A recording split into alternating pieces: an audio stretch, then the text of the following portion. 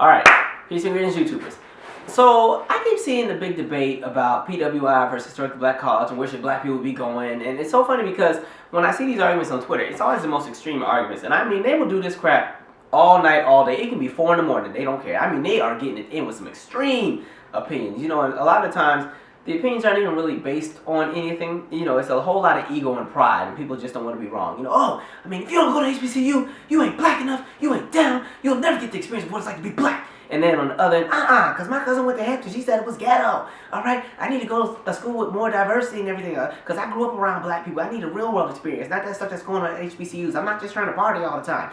So on and so on, and they just go back and forth. And I'm always sitting there looking like, but what happens when you leave either establishment and graduate? What happens then? How do you contribute to society then? Because I think that's more so what's important. How do you contribute to the world once you get out of school? But with that being said, in my opinion, I believe that black people are needed at both establishments for various reasons. Black people are needed at HBCUs, 1, to keep the HBCU going, and 2, to carry the legacy for the generations to come, because HBCUs, in my opinion, are still very important, and they are, in my opinion, the epitome of black education and black excellence when it comes to education. That's where it's the need will always be there, okay, because we're not getting it in a lot of other places. And when it comes to predominantly white institutions, I believe that our presence is needed there for various reasons, and not just for sports, okay? Because we do know if you pull all the black people out of sports at the PWI, ESPN will be canceled. But more importantly, the presence of black people is needed at predominantly white institutions because the presence of black people helps to change the scope of the environment and challenge the status quo. All right? The presence of black people helps to change the perspective of how the university is run. Because if we're really honest, predominantly white institutions are run through a white lens, no matter how diverse the school is.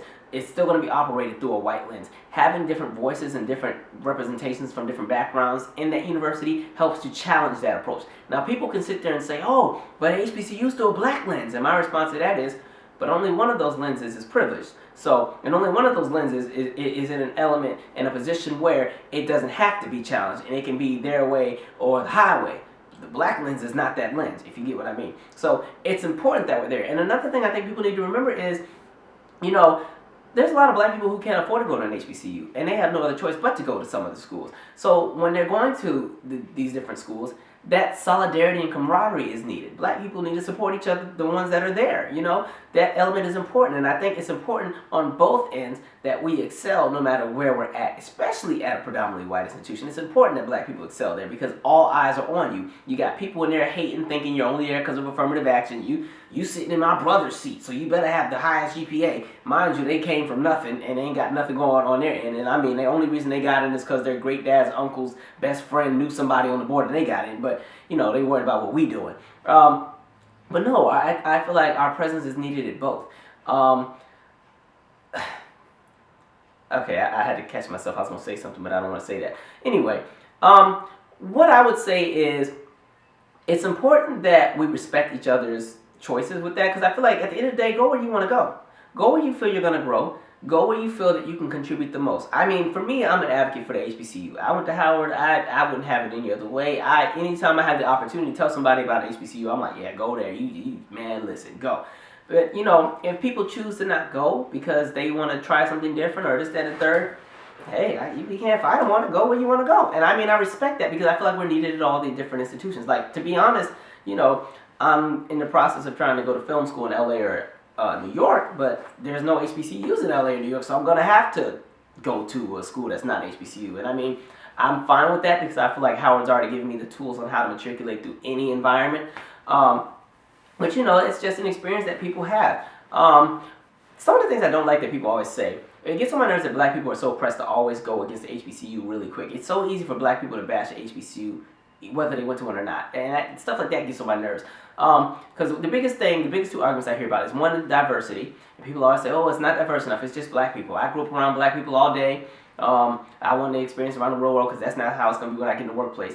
And my thing about that is, well, how big is the lens that you're looking through? If you're just looking at a lens through America, well, okay, I guess if you want to say it that way, but when you broaden out and look through a worldwide perspective, white people are not the majority of the population. They're like 12 to 18% of the world's population. There's more of us than them in the world.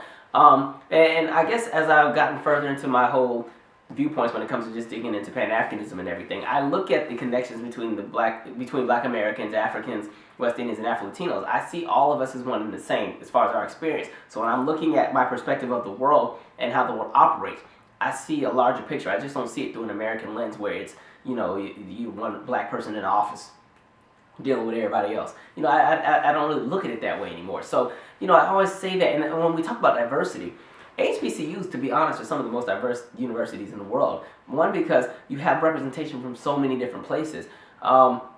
People just assume it's just black people, but I'm like, no, it's black people. You have a huge international population, like South Asian, as far as like Nepal and India and Pakistan and Afghanistan.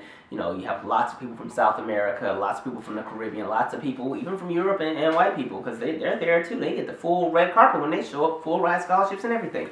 The Pacific Islander population. There's huge populations of all these different groups, especially at the HBCUs that are in metropolitan cities. So it just depends on where you go as far as diversity. And I think another thing when it comes to people talking about HBCUs is they're always talking about, the finances, the administration, it was terrible, this, that, and the third. I'm not dealing with that.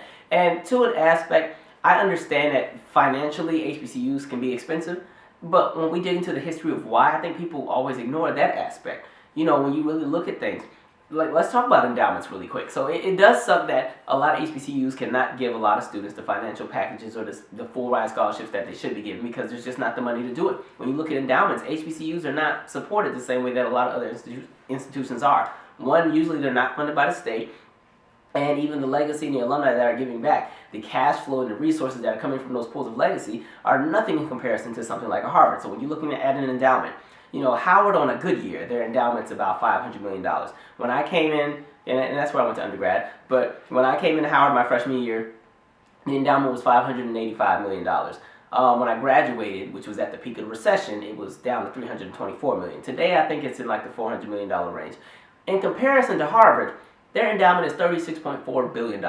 So when it comes to the finances, you honestly can't hold Howard to a standard of Harvard when it comes to paying for students, because that money's just not there. But in response to that, let's be honest, a lot of that endowment money at a place like Harvard, it's through generational wealth that was accumulated through black oppression. So I would expect a Harvard or a Yale or even a lot of the state schools to have large endowments, because there's so much money that's been built on our backs. Y'all better have a huge endowment. I expect you to. All right? And I mean, that part sucks, but it's like, if you do have that opportunity to go and you can figure that whole financial bit out, I wouldn't let that be the deterring factor of why, or determining, I want to say wanted to deter you, but let's just use determining factor for the sake of this video. I don't want that to be the determining factor of why you think a school is good or bad. That's one aspect, because every school has an issue when it comes to administration and everything. And to be honest, in my opinion, because I know people be like, HBCUs, man, I hate calling them, the people on the phone are horrible, this, that, and the third. I can't stand it. But I honestly swear they do this on purpose. I feel like all the HBCUs have that experience on purpose, because it toughens you up. Because you come in there with one aspect of how to do things, and then you just get told all that about yourself, and people are so unprofessional. You be like, what the hell? But I feel like it just preps you for bigger problems that will arise once you go into the workforce. I really honestly believe that, because I feel like it's so easy for all these schools to flush out the administrations and redo things, and just have a more pleasant experience when you have to deal with the administration building or anything like that. But I feel like they're doing it on purpose. I don't know, but that's the thing, the finances. But also, when you talk about HBCUs and why they struggle financially, a lot of times we have to look at the history of things. HBCUs at one point were thriving financially. And then as the Brown Board of Education came about and people were allowed to go wherever they went to school, enrollment at HBCUs declined drastically. So HBCUs had to downsize, they had to cut staff, they were bringing in less revenue because there were less students, because people were going to different schools all around the country. And then comes the 80s and the 90s, and everybody's pro-black again. You have the emergence of hip-hop, you have groups like Public Enemy, and you have Sister Soldier and KRS-One, and you have shows like A Different World and shows like Martin in the 90s and everything, where you got Tisha Campbell wearing her Morgan State sweatshirt, and there's an interest again in going to HBCUs. So they have this influx of attendance and applications, and HBCUs take in all these students, and they can't accommodate them, because now half the property that they once had, they've sold back to the state or to the city, and it's just a different ball game. But they still want to give a lot of these students the experience that you're going to get at an HBCU. So just pros and cons. I can't really speak for a predominantly white institution because I haven't gone to one.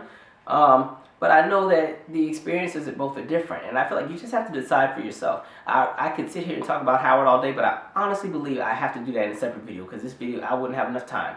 I'm just going to say, my experience going to Howard was something that I wouldn't trade for the world. Like, it really just groomed me into who I am today, and I'm still learning, you know?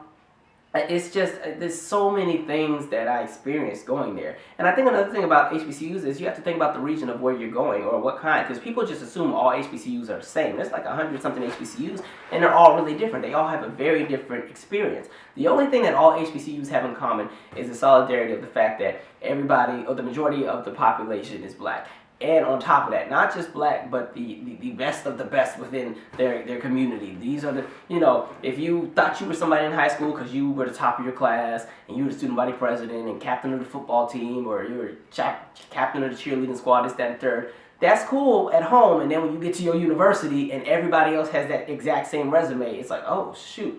And I think that's what makes people love an HBCU, is you have thousands of people who come from the same struggle, the struggle of being black in a country that doesn't like black people, but there's a billion different perspectives on how to solve that, and how to matriculate, and how to process, and how to journey. And that's an element that you, honestly, I feel you just can't get if you're not at an HBCU. That's just my opinion on it. But, you know, regionally, HBCUs are different. You know, if you're at this, you know, you have a choice to go to a place like a Howard, which is in like a metropolitan city, and it's like the nation's capital, and it's, you know, a larger school that has like 11, 12, 13,000 people. Or you can go to a smaller school, and you can go to like a Bethune-Cookman or something if you want a more homely experience, where the campus is a bit smaller, everybody knows everybody a little bit more, and it's more of a family setup. You know, things like that. The experiences are different. I say you just have to kind of go and see what works for you. And when it comes to the predominantly white institution, I totally respect anybody who goes to one, as long as they're doing well, and as long as you haven't sold yourself out and think that you are above everybody else because you went to this school, because we'll gladly tell you about yourself and check you and remind you about where you come from and who you are very fast. But I think we have to learn to respect each other's struggle, because we're needed at both. If we all just exclusively went to HBCUs and all these other schools stopped being diverse and they were just straight white institutions, at the end of the day, we all have to meet in the corporate world. We all have to meet in the business world, in the arts, in the nonprofit world. We would still have to meet up. So if you had a predominantly white institution with only white people together, and then, you know, us at the HBCU, if we don't get along now, imagine what it's going to be like if the alleged educated demographics of America get together and they haven't been educated about each other. Or at least this side hasn't been educated about that side of this. We know all about white people. That's what we've been learning about from kindergarten through 12th grade. Okay, they don't know anything about us. So just imagine what kind of chaos would take place then. But so, you know, it's a funny argument, but I think it's important to go to where you feel you fit best. You know, I always advocate for HBCU. Go there if you have the opportunity, if you can afford it, if you can figure it out, if everything works in your favor, go for it. Are you going to struggle? Are there going to be some days where you're sick of it? Yep. But that's the same thing at a regular predominantly white institution too. I don't like the word regular. I take that back, because yeah. But that's my 2 cents. What I'm going to do, because I really would like to talk about Howard, but if I do it in this video, it'll be too long. This video is already too long anyway. So share your experience in the comment section. Did you go to HBCU? Did you go to predominantly white institution? I couldn't really talk about predominantly white institution like I wanted to, because I haven't gone to one. I can only talk about what I've heard, and I don't want to do that because I get pissed off when people who haven't gone to an HBCU tell me what they've heard about my school. I've checked them real quick. So I try to be very careful of not, you know, saying the wrong thing for either side. So yeah, let me hear your 2 cents. Put it in the comment section, your pros, the cons, what you hated, what you loved. If you could change it, would you change this, that, and third? You can even put the horror stories of what went horribly wrong. But anyway, I guess what I'll do is I'll do a separate video talking about my experience at Howard for those who are interested. I'm out. Subscribe. Deuces.